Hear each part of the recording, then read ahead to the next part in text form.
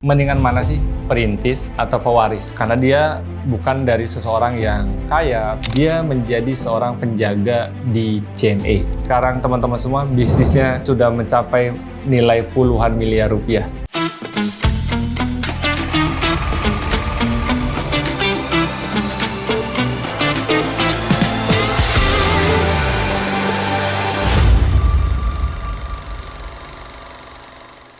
Bismillahirrahmanirrahim. Assalamualaikum warahmatullahi wabarakatuh. Halo kawan-kawan semua, balik lagi di channel BTW Break Time with gue Mr. Catur. Ramai sekali akhir-akhir ini pembahasannya yang berulang-ulang dengan topik yang sama.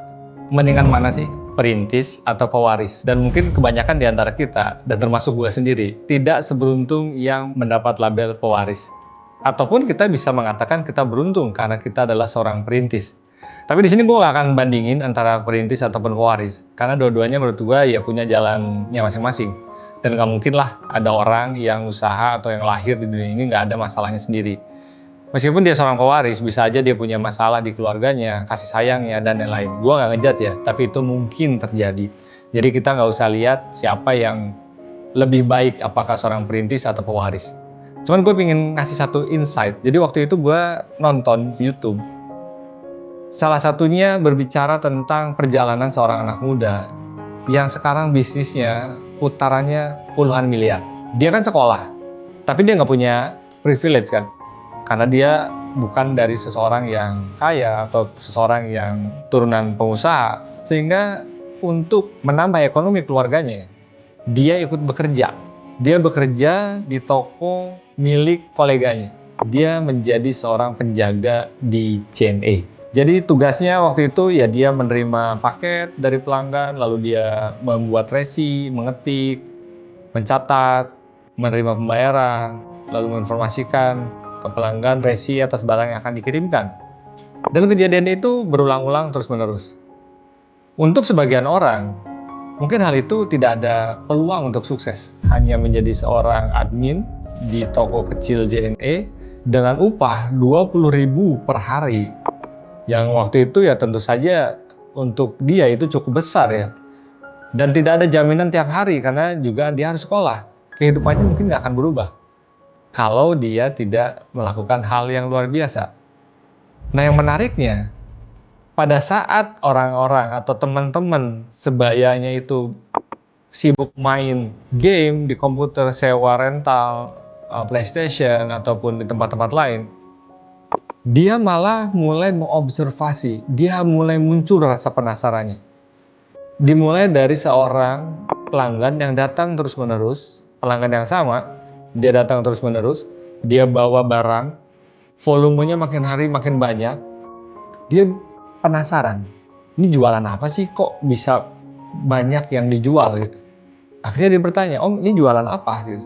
Oh dia cerita lah ini barang-barang waktu itu aksesoris. Kalau beliau cerita di videonya ya, ini tentang aksesoris. Oh, kok bisa banyak ya jualannya? Ternyata dia kirim kemana-mana ke seluruh Indonesia karena lewat menggunakan kurir JNE itu si pelanggan itu mengirim kemana saja. Singkat cerita dia mulai menarik. Oh, kok bisa ya? Ada orang yang jualannya produk tapi nggak harus buka toko. Karena waktu itu dia mindsetnya ya karena dengan pengalaman yang ada bahwa jualan itu harus punya fisik, harus jual toko, harus buka toko. Nah dengan dia melihat ada salah satu orang yang terus-menerus datang ke JNE untuk mengirim barangnya ke toko dia itu, dia mulai penasaran. Ada ternyata produk yang bisa dijual tanpa kita harus bangun tokonya, tanpa kita harus membuka fisik store-nya. Singkat cerita dia mulai menjalin hubungan, sering nanya.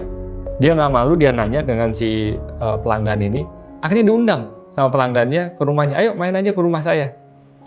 Nah waktu dia main, oh ternyata dia liatin bagaimana cara si pelanggan ini memasarkan produknya, yaitu menggunakan internet. Dan di zaman itu, internet marketing mungkin belum banyak yang ingin melakukannya. Masih asing, nggak kayak sekarang semakin masif yang namanya digital marketing. Semua orang sudah aware dengan pemasaran online. Di tahun-tahun di 2014-2015, mungkin hanya baru sebagian kecil saja yang memulai bisnis secara online. Memang sudah ada platform-platform seperti Tokopedia, GoFood gitu ya, Gojek dan lain-lain. Hanya belum banyak yang tahu bagaimana cara mengoptimalisasi penjualan melalui platform tersebut. Dengan dia belajar, dengan dia tahu, dia mengulik di waktu saat nunggu pelanggan datang, dia mencari tahu, dan akhirnya uang 20.000 yang tiap hari dia peroleh itu, dia izin ke orang tuanya untuk diinvestasikan untuk apa? Untuk kursus komputer. Dia belajar, dia lihat, dia mempelajari internet, dia browsing sana sini, dan akhirnya dia mulai menemukan pola yang menjadikan seseorang dapat berjualan secara online. Nah, gue jadi keingetan salah satu quote yang relate ya, bahwa dalam dunia ini lu cukup punya satu orang yang lu temukan dalam hidup lu, dan itu bisa membuat hidup lu berubah. Dan dia menemukan satu orang tadi, pelanggan, yang membuat hidupnya berubah karena mindset dan pola pikirnya berubah. Cuma kalaupun ada orang yang datang ke kita, tapi kita nggak ada rasa ingin tahu lebih, peluang itu juga sia-sia. Dari kisah anak muda ini tadi, ada hal yang menarik yang gue ingin sampaikan. Yang pertama adalah kemampuan observasi. Di mana saat orang lain melihat kerjaan menjadi seorang catat resi admin untuk pengiriman jasa barang itu adalah hal yang rutinitas biasa saja, dia mengobservasi pelanggan-pelanggan yang datang. Barang apa sih yang dijual? Kemana saja sih dijualnya, pakai packaging apa sih, dan hal-hal lain yang dia observe. Berapa hari sekali dia kirim, dalam quantity yang banyak atau enggak, dan bagaimana cara dia menjualnya. Dan itu dilakukan bukan hanya sekedar melihat, tapi juga bertanya langsung. Dan kemampuan bertanya itu terkadang membedakan kita dengan yang lainnya. Yang kedua, setelah melakukan observasi, maka dia melakukan pendalaman. Pendalamannya apa? Ya dia berani bertanya ke orang yang dia temui tadi untuk belajar langsung.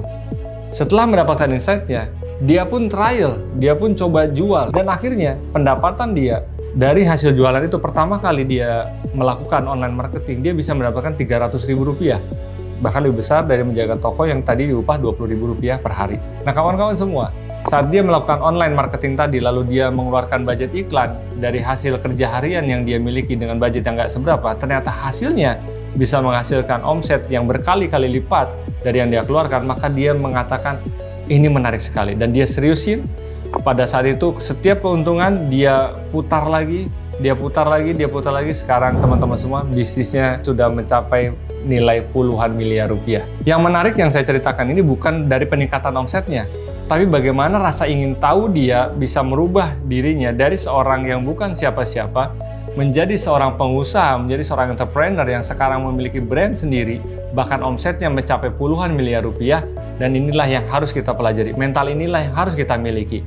Kita mungkin bukan dilahirkan dari seseorang yang memiliki privilege yang luar biasa, bukan dari seorang turunan pebisnis, nggak ada mentor, nggak ada coach, tapi pada saat kita mau melakukan observasi, mau melakukan pertanyaan, mau melakukan percobaan, maka itu semua cukup untuk kita merubah jalan hidup yang kita pilih.